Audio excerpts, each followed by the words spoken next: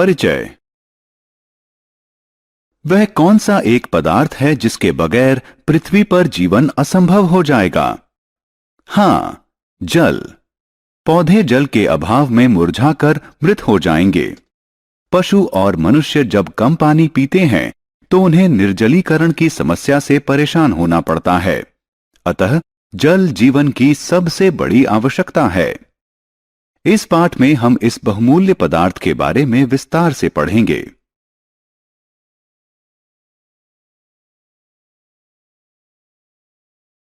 उद्देश्य।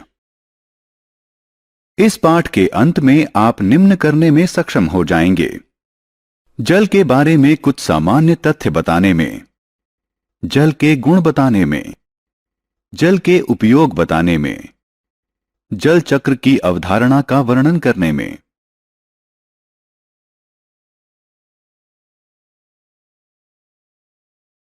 जल के बारे में सामान्य तथ्य। जल सभी सजीव प्राणियों, पादप, पशु, मनुष्य और अन्य जीवों के अस्तित्व के लिए जरूरी है। यह नदी, तालाब, समुद्र और धारा के रूप में पृथ्वी के 70% हिस्से में मौजूद है और इसी कारण धरती अंतरिक्ष से दिखने पर नीली दिखाई देती है। दरअसल जल की प्रचुरता के कारण पृथ्वी को नीले ग्रह का खिताब मिला है।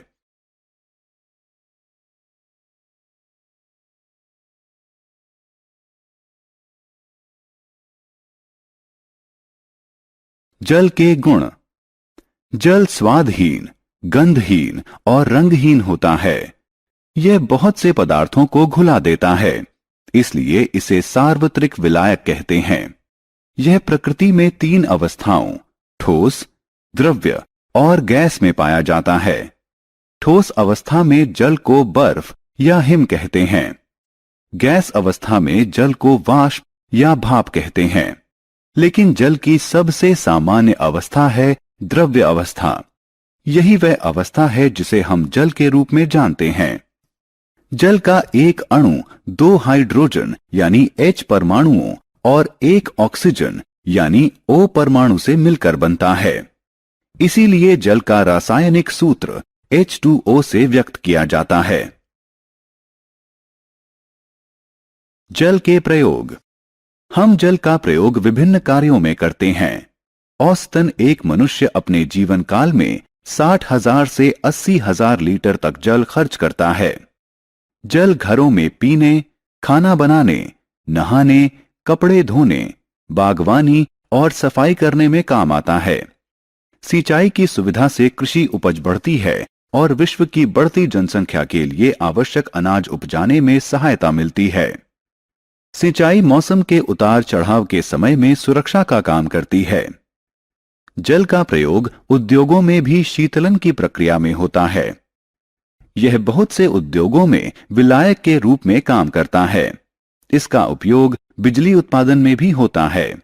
इसके अतिरिक्त मनोरंजन गतिविधियों जैसे तैराकी, मछली पकड़ना, नौका दौड़ एवं दूसरी जल क्रीड़ाओं में जल का उपयोग होता है।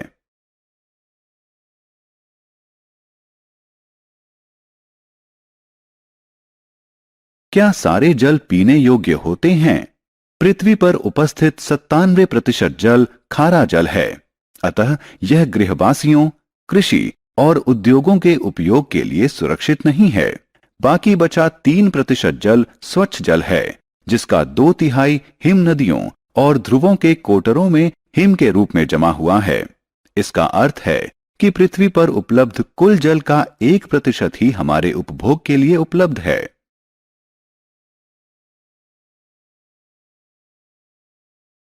जल चारों तरफ परिवहन कैसे करता है?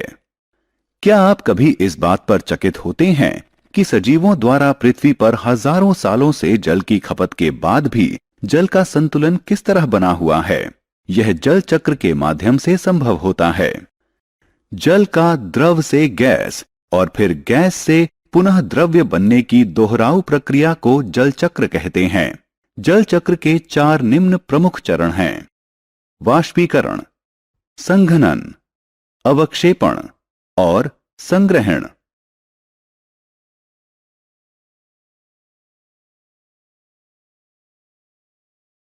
जल चक्र। आइए समझने का प्रयास करें कि जल चक्र कैसे कार्य करता है। नदियों, समुद्र और महासागर इत्यादि का जल सूर्य की गर्मी से गर्म होकर वाष्प में परिवर्तित हो जाता है। इस प्रक्रिया को वाष्पीकरण कहते हैं। पादप मृदा से जल सोखते हैं।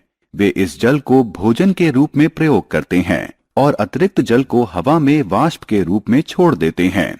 इस प्रक्रिया को प्रस्वेदन कहते हैं। जल वाष्प हवा में ऊपर उठता है और ठंडा होकर जल कणों में परिवर्तित हो जाता है। ये जल कण एक साथ मिलकर बादल बना लेते हैं। इस प्रक्रिया को संघनन कहते हैं।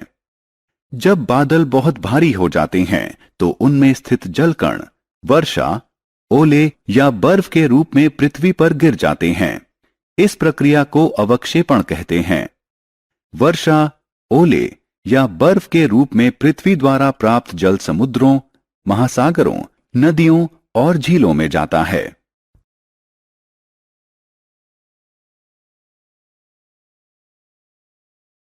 सारांश। आइए हमने जो कुछ सीखा है उसे संक्षेप में दोहराएं। जल जीवन के लिए आवश्यक है।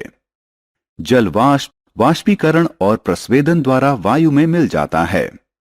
जल वाष्प छोटे जल कण बनाने के लिए वायु में संघनित हो जाते हैं जो बादल की तरह नजर आते हैं।